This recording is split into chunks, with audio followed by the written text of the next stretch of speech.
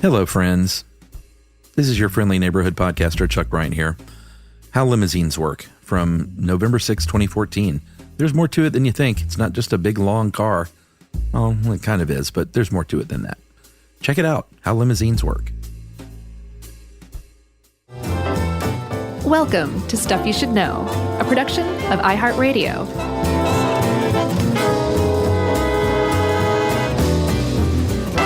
Hey, and welcome to the podcast. I'm Josh Clark with Charles W. Chuck Bryant and Jerome Jerry. Do we say your last name these days, Jerry? Nah, we've never said it. Okay. Geez, I keep it that way. Yeah. Jerome Jerry Blank. Yeah. Jerry Blank. That's a real person, right? No, she was on Strangers with Candy. Yeah. Oh, okay. I was like, man, I know that name. Yeah, that name sounds That was really the character, familiar. right? Yeah. Yeah. She really cleaned herself up and went on to become a spokesperson for Downey. Amy Sedaris? No, Jerry Blank. Oh, yeah. They're one and the same. Yeah, I love Amy Sedaris. I like the She's Sedarises. Yeah. Some people don't. Aren't they fighting? Oh, Amy and David? Like a lot of David and everybody else. Fighting? I think he wrote like some New Yorker article about his dead sister, their sister who I can't remember what happened, but he wrote like a memoir about her in I think the New Yorker. They got mad? And the rest of his family like called him out on like the inconsistencies and errors and facts. And maybe they were tired of it because all he's done is write about his family. yeah, I guess they're like, that's it, David. Yeah, no more. We're done. Cut us in or we're going to cause big trouble for you. I was about to do my David Sedaris impression. I thought about it for a second. Then I realized, like, I don't do a David Sedaris impression. So I could, but yeah, not going to go there. So limos. Yeah. At least some of the Sedarises ride around in limousines. I bet they have. And I can guarantee they have. Because, Chuck, it turns out the definition of a limousine is way broader than you would think. Yeah, it doesn't necessarily mean some super stretch. No, but it can. Sure. Basically, a limousine, technically, is any car with a roomier back seat than the average car. Yeah. And if you throw in a driver, there's nobody who's going to say, that's not a limo. Yeah. You can be like, yes, it is. Yeah. And be right. Yeah, like technically, if you want to hire a town car to take you to the airport, technically that's a limousine. Yeah, you know the car services in New York? Sure. Those are limos. That's right. They have them here in Atlanta, too. Do they have car service here in Atlanta? Yeah, are you kidding me? All I see are just the worst. Oh, yes. Yeah. Because there's a special tag. Yeah. Did you know that Atlanta taxi drivers are the worst taxi drivers on the planet? Have you noticed? From experience, it's pretty bad, but I just Uber it now. That's different. Yeah. That's different than the taxis. Oh, no, that's what I'm saying. That's why I Uber it, because they're different than the taxis. So bad. Yeah. Seriously, anybody who comes to Atlanta, if you make it out of Hartsfield, look around at the taxis and how they drive. Your mind will be scrambled. Yeah. It's crazy. I think cabbies are kind of like that everywhere, though. No, like very frequently, they are the best drivers in the entire city. They know where they're going. They don't just meander. They don't like drift into lanes. They don't drive super slow. I've had the opposite experience. Most cabs that I've been in, the driver was pretty great. Usually when I'm in a cab in New York City, I wonder, is this the ride where we hit somebody or some other car? Yes, but you don't, and they're going really fast.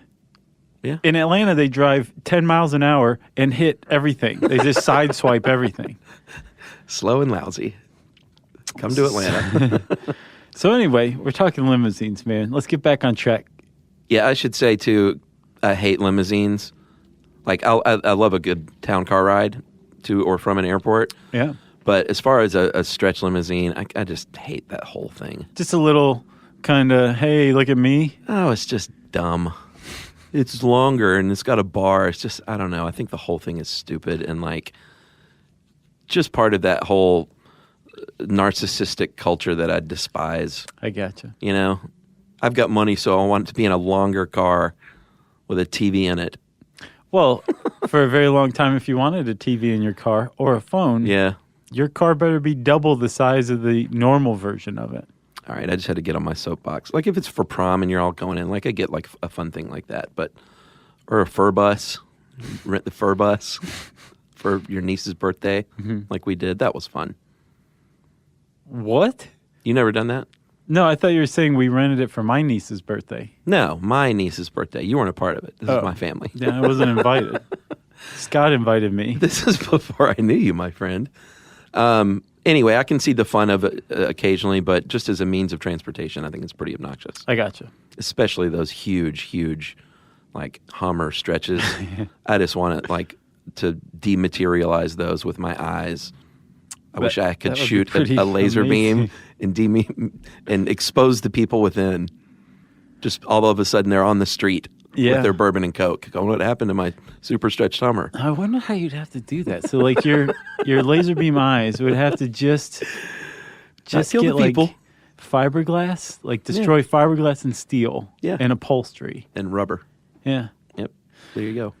So, I think, as we've stated, a limousine doesn't necessarily have to be what you hate. Yes. It can also be just a car that's driven by somebody where you got a roomy back seat for the passenger. Nice big trunk. But even before that, even if you want to say, wow, that's a broad definition of limousine, man, let's go even further back and include clothing as a limousine in the definition of limousines. That's right, because I learned, as I imagine you did, the word limousine comes from a town in France called Limousine. Limousine. We'd like to introduce our new Principal Skinner, Principal Seymour Skinner. Yeah, that was a great one. That is one of the all-time greats. Yes, it was limousine without the E on the end. And like you said, the original limousine wasn't a car. It was a kind of like a little hooded raincoat that protected you. Yeah, like Little Red Riding Hood wore a limousine. Yeah. It was, a hooded cloak. And it was invented in Limousin, France. And it became synonymous with Limousin, France because they called it a limousine. That's right. So as people started building coaches that protected the rider, the passenger, from the elements, they're like, wow, this is kind of like a hooded cloak in a really weird way. Yeah, a little bit of a stretch. Let's start calling these limousines. Yeah, even if it was a horse and carriage, the idea that you were not driving this carriage and you had a nice little comfy seat that's covered in the back, they called it a limousine. And very frequently, probably all the time is a better way to put it, the driver himself wasn't covered. Like, there was just the passengers that were covered. No, you'll get rained on and like it. Exactly. If you complain, we'll put you on the rack. That's right. Driver. And this continued until they started building regular, as I think Jonathan Strickland wrote this, what he calls horseless carriages, very cheekily, a.k.a. the automobile. And they called those limousines. And they started, like very early on in New York City, someone started a limousine service. I think in the 20s. Yeah, 1920s. It's not too bad. And these cars, the earliest limousines were basically built from the ground up. Like, you built a car with the intention of building a stretch longer car, a limousine as we understand it today. That's right. And it might not be like a stretch sedan. Yeah. Some of the early limousines looked a lot like station wagons or like a old Model T station wagon. You know what I'm saying? Sure. But very quickly, these companies figured out that it would be vastly easier to take an already manufactured car and stretch it, basically do a conversion. Yeah. And that became the tradition for a very long time, I think starting in the 20s. Yeah, and luxury cars, obviously, from the beginning were the prime targets because this is what rich people were used to having their fannies sit upon while they were being driven around. So Mercedes-Benz and Cadillacs and Fleetwoods and LeBarons were all prime candidates. Even the famed Bentley had a limousine, the Arnage, that they made only 20 of. Did you look at that? It's pretty sweet. Yeah. I got to admit. Yeah. For a non-limousine guy. Yeah. I was like, oh, that's kind of nice. That's a very nice car. You ever ridden in a Bentley for any reason? No. I haven't either. Now you can get a Chrysler that looks like a Bentley. Was that the 300? I don't know. I think it is the 300. I call them Fentleys. For some reason, John Varvatos had a 300 edition, limited edition. He's a clothing designer. Oh, yeah? And in the ad for his edition of the Chrysler 300, it's him and Iggy Pop just randomly Iggy Pop is in the ad with him. I guess they were getting wasted together that day that he had to film. Did he have his shirt off? Iggy? Probably. I can't remember. Yeah, you don't see him with a shirt that much. No. He's very proud of his wiry, muscular body, and I don't blame him. All right, I think we've wasted enough time. So let's, right after this break, talk about that limo conversion, because to me, that's about the most interesting part of limousines. Stuff you should know.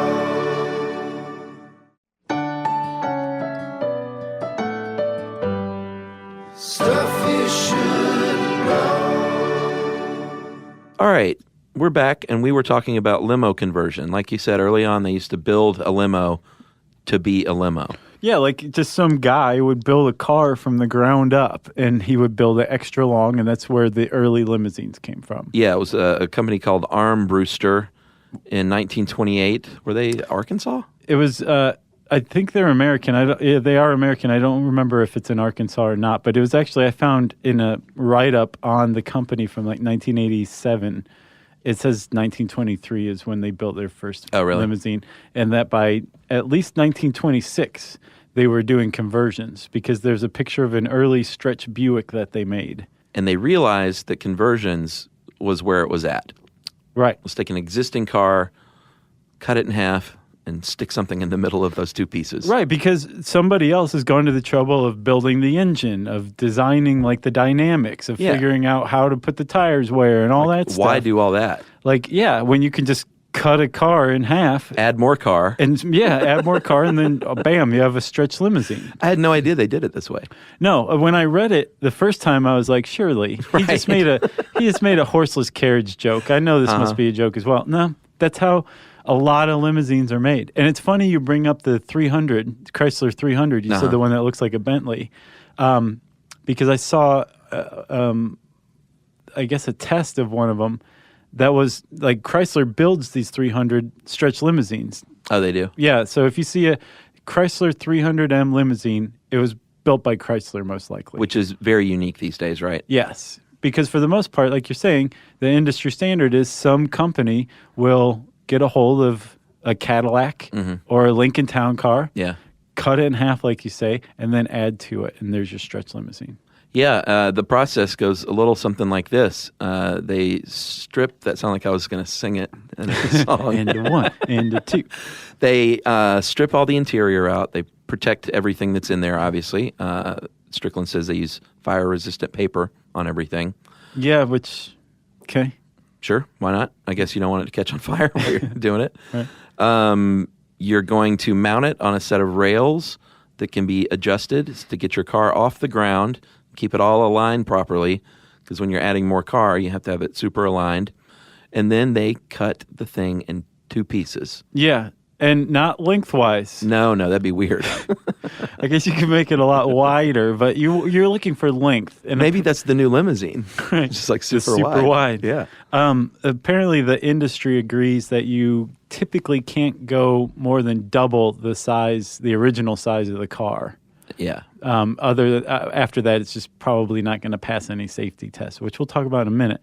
But once the car's cut in half, hopefully you remember to put the car on these rails that elevate it, and that some of the rails are attached to a dolly so you can separate the car to the length you want. If not, you have to basically throw it away and start over. But so if you pull one, usually the rear back from the front, and then you go and add rails, basically the extenders that are going to lengthen the car. That's right. And like I said, your car is temporarily braced to keep it from twisting or moving around because you want it like to be super exact, obviously. Because if the front of your car is a half inch to the right from the rear of your car, that's bad. You're in big trouble. Then you're going to add what's called the floor pan, and it's basically the floor of the limo, which will later on become carpeted and upholstered and everything. But for the time being, it's just a piece of metal that is the floor of your new addition. Yeah, and that is after you have done all the other boring stuff like extending the drive line and making sure you have, because your wiring's not long enough. Nothing is long enough and you just have to. No, because you just cut it in half. Yeah, like there's a huge gap. You literally just have to extend all those parts. Right. The brake line, all that boring stuff. You have to just extend all that stuff. Yeah, I got excited about the floor pan and No, jumped that's right. ahead. You stick in your floor pan, and then you. Well, hold on. I want to say something about the floor pan and the drive line. So Okay. you've extended the powertrain. Yeah. Right. The thing that big thing that like powers the back wheels. That no one knows what it is. Right. Yeah. But you've extended that thing. Yeah, you just hear like powertrain warranty, and people are always like, "What in the world's a powertrain?" That's like the steering and the axles and the thing that spins around and spins your rear axle and all that. That's your powertrain. Okay. It's true. So you have to add to that because you've just cut through it again. Sure. And then you add the floor pan, which is the floor of the limousine. Yeah. And do you remember that limousine fire from I think last year or a couple of years ago? Oh, they that were stuck killed inside. the bride-to-be Yeah, God. on the San Mateo Bridge. Awful. Apparently, the California Highway Patrol investigated it and ruled it an accident, but it was because the floor pan of the limousine that Yeah. had been added later was up against the drivetrain, and the friction No way. created enough heat and spark that apparently there was a crack in the floor pan, Yeah. and that heat came up and caught the upholstery on fire, and that's where the fire came from. Wow. Was from this modification that had taken place years before. Well, which is one reason why Cadillac doesn't want their name on that limo, let's say, because it has been modified by someone other than Cadillac. Right, but Cadillac's name is still on the limo. As far as the U.S. government is concerned, once you cut a car in half and extend it, you're the new manufacturer. Yeah, totally. Cadillac says, well, that's great. We've got a bunch of yahoos running around cutting our cars in half, making them longer. But if somebody sees it on the road or somebody sees a photo of it with the trunk burned out, Yeah, our name's they still on see it. the Cadillac. So Cadillac and other companies like Ford have programs to basically certify, train, and go back and investigate the people who are doing these conversions. Yeah, because we didn't mention, but when you make a car substantially longer and heavier, you might have to modify the brakes some. You might have to modify how it turns. You might have to reinforce the suspension or the frame itself, because you can't just make a car 12 feet longer and expect it to behave the same way. Right, exactly. Like the original stopping power was for the 12-foot car, not the 24-foot car. So you do have to do some modifications. Yeah, but those companies are super smart to have official programs, I think, because every car, even if it is modified later, has to be roadworthy, has to pass the Federal Motor Vehicle Safety Standards. That's right. Cadillac's program is called the Cadillac Master Coach Builder Program. It's pretty awesome. Yeah. Ford has something called the Qualified Vehicle Modifier Program. And so basically they're saying, hey, if you're going to be doing this and you can legally do this, we're going to make sure you do it right. That's right. Stuff you should know.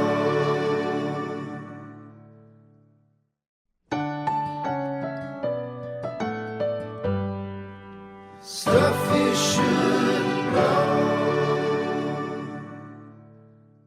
All right, so we mentioned that the limo, generally speaking, even though they've gotten ridiculous these days, shouldn't be more than twice as long as it originally was. Yeah. And since you can't get that much longer, what you can do is, if you want to impress people and get their business, is trick it out on the interior as much as possible Yes. with you name it, man, and they've got it. Yeah. Plasma TVs and hot tubs and bars and sound systems and like anything you can think of. It's littered with neon and tacky things, in my opinion. Tacky's the right word, I think. Yeah, not for me. Did you see, if you go to the Ripley's Believe It or Not Museum in Branson? Have you been there? No, I saw a picture. Oh, I was about to say. I'm not. I want to go to Branson someday before I die. sure you do. Yakov Smirnoff has his own place I know, there. yeah. I'm going. Sure. Yumi's going to take me. I'm surprised that hasn't happened already. I'm to be kind of quite too. honest. Yeah, we've been going other places, but in Branson, there's a 30-foot 1982 pink Cadillac stretch limousine Yep. that has a heart-shaped hot tub in the trunk area. that also has Josh's 40th birthday written all over it. Yeah. Yes, it does. It might be a good time to go. Maybe 40th birthday present Yeah. would be the limo itself. Oh, like to own it? Yeah. Yeah. Just drive around Atlanta. That'd be awesome. Drive around anywhere. You could drive around Branson. It'd be fine. You've got like a hot tub in your car. I love how Strickland also points out, I don't know when this was written, most limos also have telephones installed in case all 14 of your cell phones are broken. I made note of that as well. All right, there are some other considerations if you want to drive a limo, because you can be a private person and drive a limo, just like hire yourself out or go work for some rich person. Oh, I thought you meant like the kind of person who keeps to himself or herself. No. I mean, you don't have to necessarily work for a limousine company. I gotcha. You can just buy your limo and say, I'm Chuck the limo driver. Right. You know? Or I want to work for... As long as you have the proper hat. That's right. You're fine. And call yourself Bitterman. Yeah. Licensing, it depends on what state you're in. It depends wildly. Some states don't need any kind of special license. Some states just say, fill out this form. Sure. And probably give us $50. Some say, bring your limo, and although how would you do that if you're not licensed? I guess a tow truck. Yeah. Get your limo here and take this test in your limo to make sure you can drive that behemoth. Blindfolded. Blindfolded. Part of the test. So it all depends on what state you live in. Safety standards are the same for any other car, like we said. Yeah, and the car that you bought to convert already before you ever bought it went through the safety tests. Sure. But now that you've converted it, it has to go through safety tests again. Right. So they include things like crash tests, and if you're interested in that, there's limo crash tests on YouTube. Oh, really? Yeah. Does it show rich people inside, like, with their drinks flying around? Man. What? You're not down with the 1%, are you? No, I just think a crash test dummy in an evening gown might look funny. That's so funny you say that, because one of the ones, I guess it was an Australian fifth gear, maybe it seemed like. I don't know. It was pretty cheeky. They were clearly drunk on the show, but Yeah. it was like it was a limo crash test, and they put their clothes, their evening gown and tux on crash test dummies. So I mean, Wow. yeah, you have to look up fifth gear limo. I guess limo crash test is what would bring it up. Huh. And yeah, they're clearly drunk because they spend the first like 3 minutes drinking, Yeah. and then mooning people out of the limo. What? And I'm like, where's this thing from? And I saw it was Australian. Oh, those wacky Aussies. But it's pretty cool crash test because they have some great cameras set up, and like Yeah. they don't put seatbelts on the dummies. Uh-huh. So So they're just flying around? yeah, it's pretty neat crash test. I do need to see that because that's exactly what I was describing. And there's another crash test too.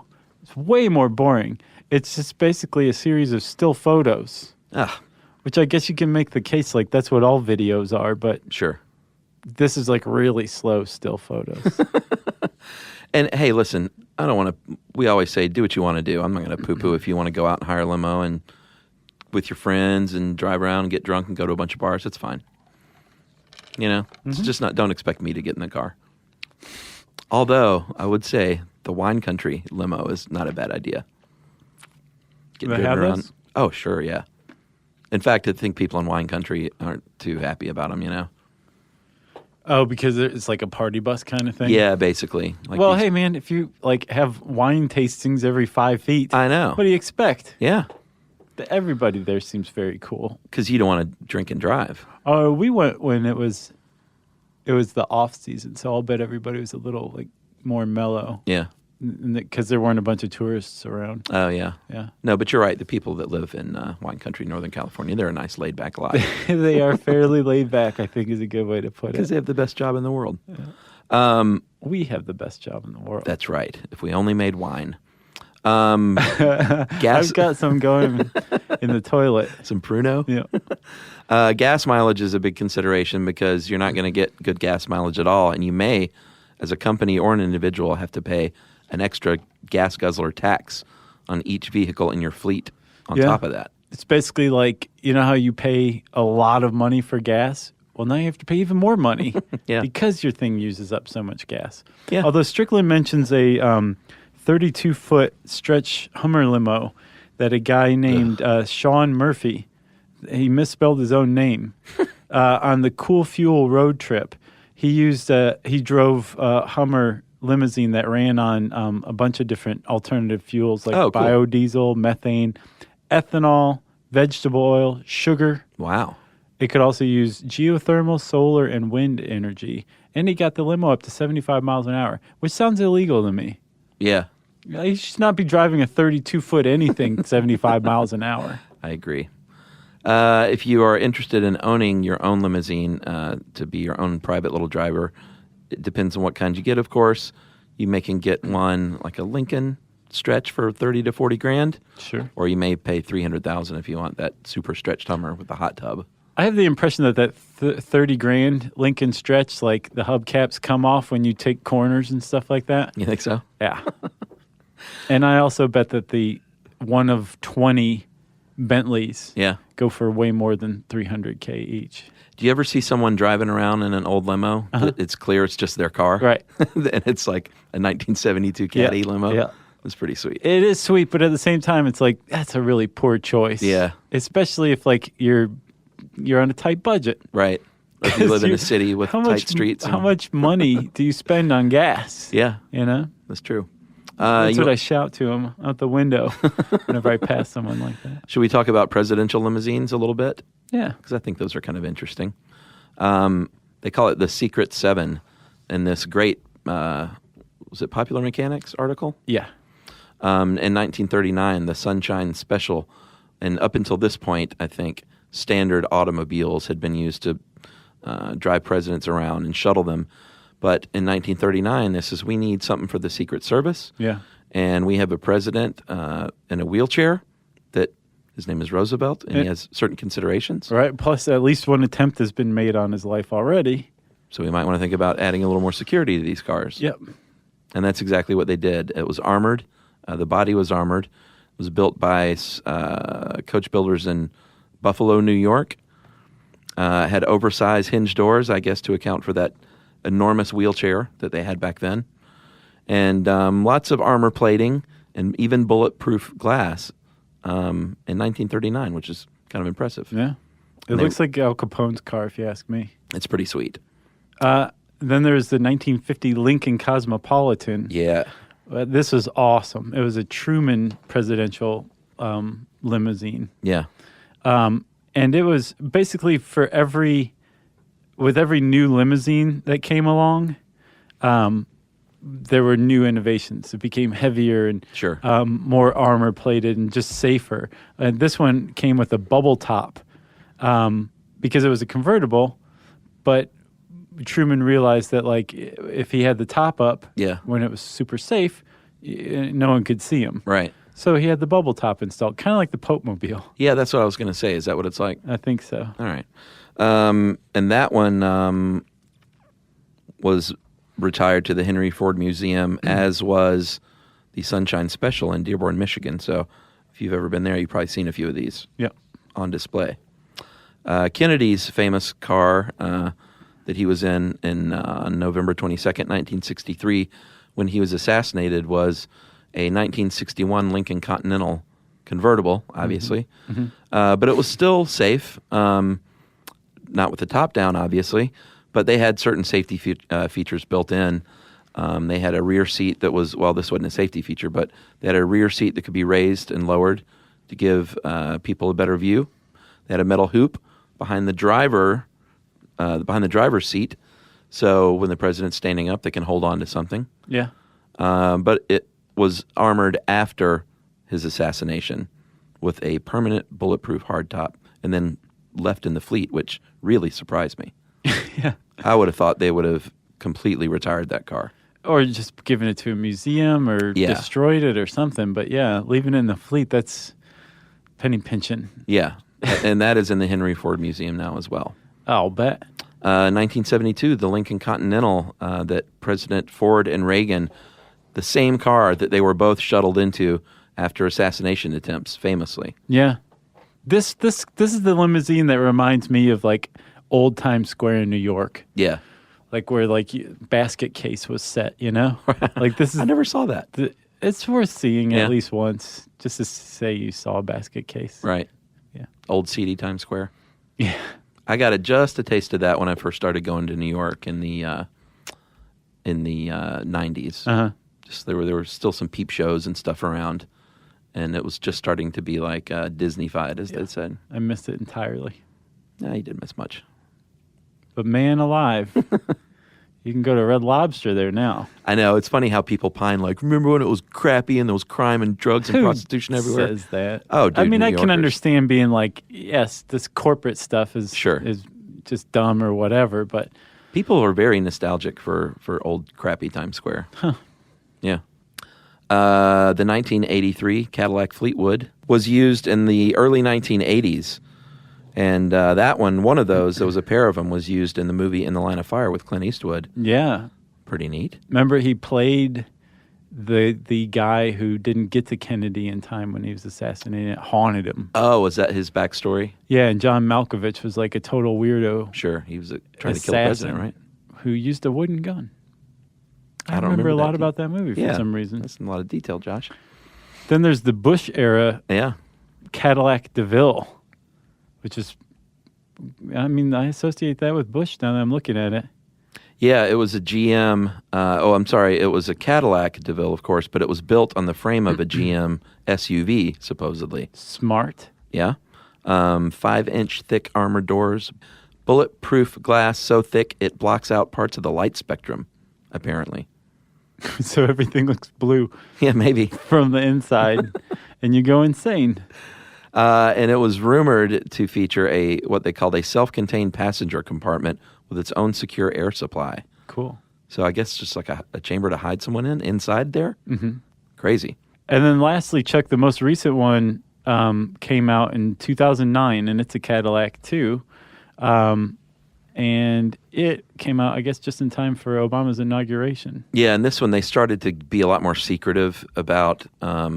Like how they're made. yeah, exactly. Makes sense. But they have pretty good speculation that, it's armor plated underneath all around. They think it's diesel powered, but they don't know for sure. And good luck. Like this thing is like a tank on wheels. Good luck penetrating that Cadillac. Yes.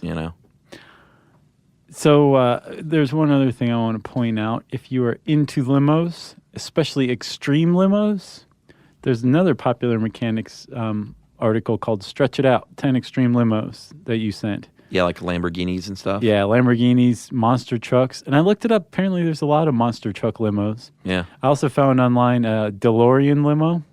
Oh, wow. Yeah. I'd like to see that. Yeah. It's worth looking at. There's a semi-limo. Yeah, that one is basically like a large apartment on wheels. Yeah. Like you can have a party for 50 people. There's multiple bars. Did you see inside? Uh-uh. It looks like an Applebee's on wheels. Oh, is it a fern bar? Yeah, there's a lot of like polished brass railings and like the wow. carpeting and the upholstery. It looks like an Applebee's. It's very strange. Well, you can't account for good taste. It looks pretty sweet though. Yeah. I'm sure that anybody who there's three different lounges in there. Wow. 3. That's And a lot then of lounges. a Mexican company converted a 727 into a limo. Yeah. They took the wings off. There are TV shows out there that you can view all these things, extreme everything. Oh, I'm sure. I'm sure there's also TV shows about the people who repo them yeah. too. Right. So if you want to know more about limos, you can start by typing that word in the search bar at howstuffworks.com. And since I said that, it's time for listener mail. I'm going to call this funny homeless story, if there is such a thing. This April has been working in New York City, but I gather that she is in Atlanta, and she's just there for work for a period of time.